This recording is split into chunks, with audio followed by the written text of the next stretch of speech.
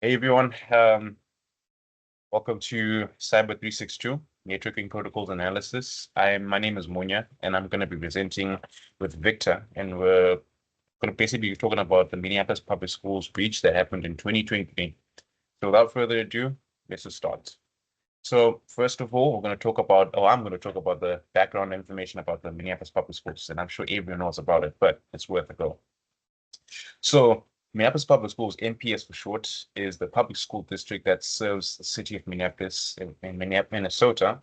Established in 1878, MPS provides education from kindergarten to 12th grade. And finally, the last point is that the school district operates around 100 schools and approximately has 336,300 students enrolled. So moving on to our next slide, I'm going to be talking about, just give you a brief summary about the type of data MPS was. So Minneapolis Public Schools has a wide array of data, I'm sure everyone knows, to use to support educational operations and maintain legal compliance. The key categories of MPS include student data, of course, information about students like grades, help information, and address. Secondly, of course, they're going to have their parent data, contact information, address, and communications within school. Next, we're going to talk, of course, they have employee data. Records can hold employee information like employment history, address, disciplinary actions, and finally employment history. And the last point we have is medical and health related records, information like students and staff health status. So this is just a slide just to give you the type of information that MPS will hold, and this is just a small piece of information that they may hold. Moving on to the next slide, we're going to talk about the summary of the breach. So on February 6, 2023, MPS experienced a data breach that exposed approximately 100,000 people's private information. The attackers gained access to employee, parents, and student information. And the incident occurred between February 6, roughly through to February 18, 2023. And lastly, NPS informed all affected parties a few days after the comprehensive quote-unquote review of the situation. So, again, some of the information that was, compromised just includes names of people, students, staff, parents, addresses, birth dates, and financial information. So now moving on to the next slide, we're going to talk about the summary. We're going to give you a summary of the breach. So after comprehensive investigation was conducted, it was determined that the Medusa gang, a ransomware group, orchestrated the attack on MPS. So on that point, let me just give you a little bit of information about the Medusa gang. The Medusa gang is a notorious cyber criminal group known for deploying large-scale ransomware attacks. Typically, they target like large organizations because they want to get as much money as they can possible. So back to our slide, moving on to the next point. While special and technical details have not been disclosed publicly, the attack involved encrypting MPS systems and exploiting sensitive data. Medusa gang demanded about $1 million as ransom, threatening to release the information if that money was not paid. So moving on to the next slide, I'm just going to talk about what MPS did in response to the attack. So when they were talking to the Medusa gang, the MPS district rejected to meet Medusa gang's demand for $1 million as a ransom because this decision was, of course, just on that point, this decision was in line with the law enforcement advice, cybersecurity best practices, as it is a standard not to pay ransom to attackers except as a last-minute resort.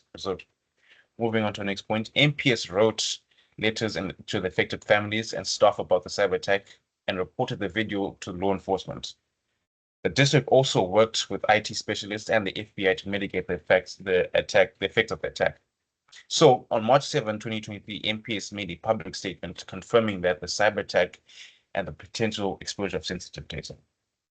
So on to our next slide, we're going to talk about the collaboration with experts. So again, the district brought cybersecurity firms to help investigate the breach and secure the systems. Or, for example, Tracepoint is a cybersecurity firm who specialize in digital forensics and incident response, collaborated with MPS and the FBI to, investigate this, to confirm what type of data was compromised and where it has, and also they were involved in talking with the Medusa gang.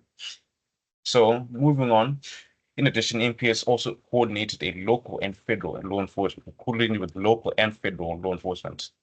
And lastly, a forensic investigation was conducted to understand how the cyber attack happened and to prevent further incidents. Now, on to our next slide.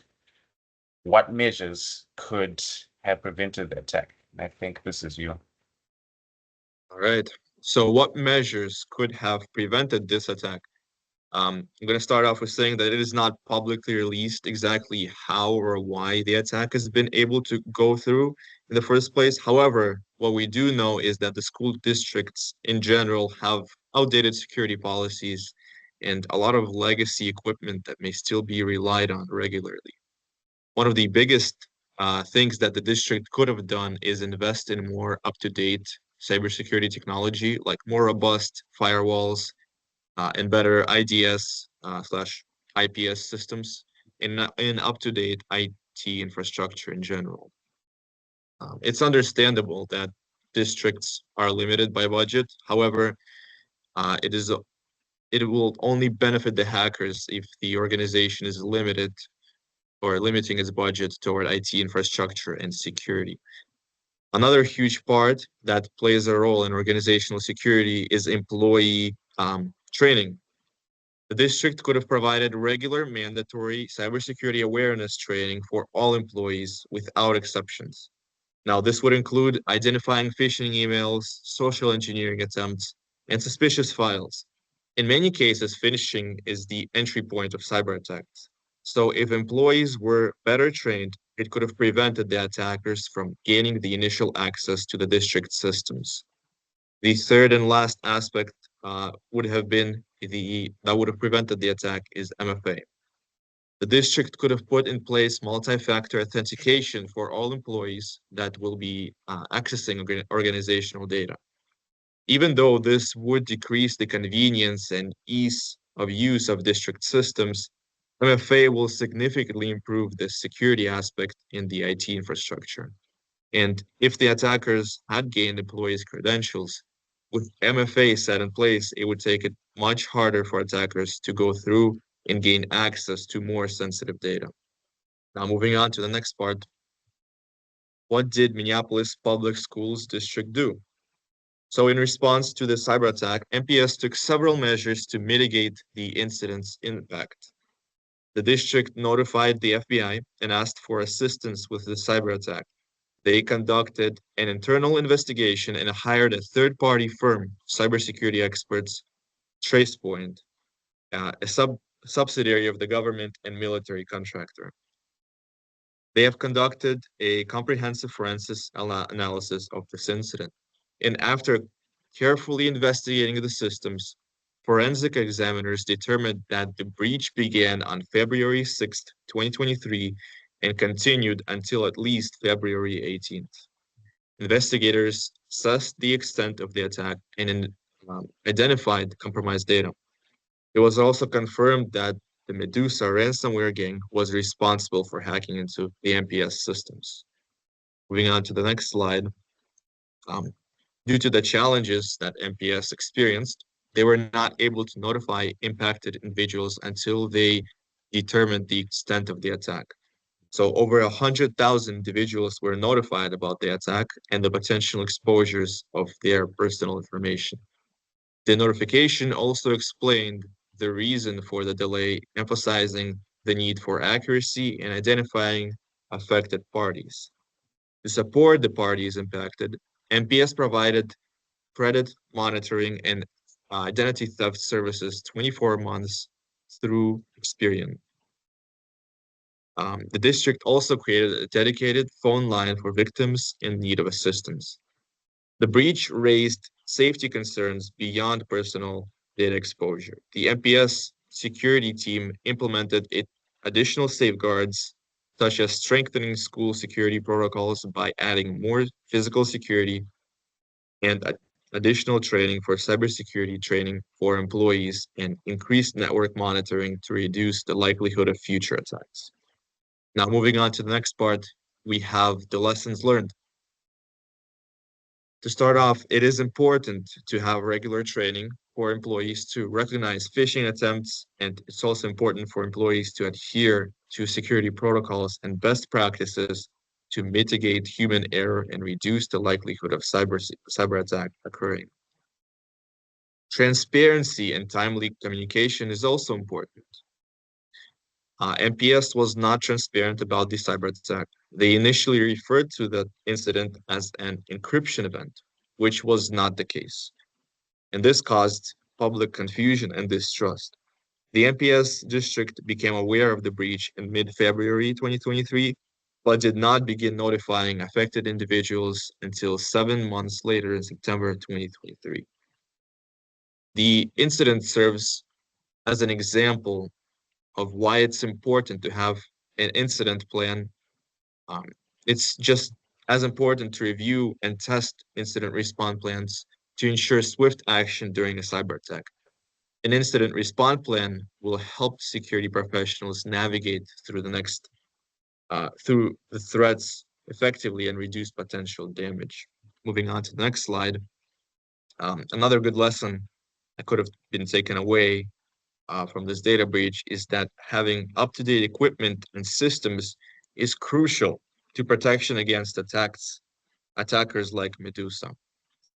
The district did not have MFA set up at the time, which serves as an open door for hackers if they get to know only one type of protection, like an employee's password. Also, we don't know exactly how good or up-to-date MPS's IPS and IDS systems were, but we do know that the attack went on for an extended period of time, indicating a fault with the IPS or IDS system. It's also important for the MPS security team to implement encryption and strong access controls to protect sensitive data. This will strengthen the security posture and minimize the impact of the breaches. And now, our last slide is the conclusion.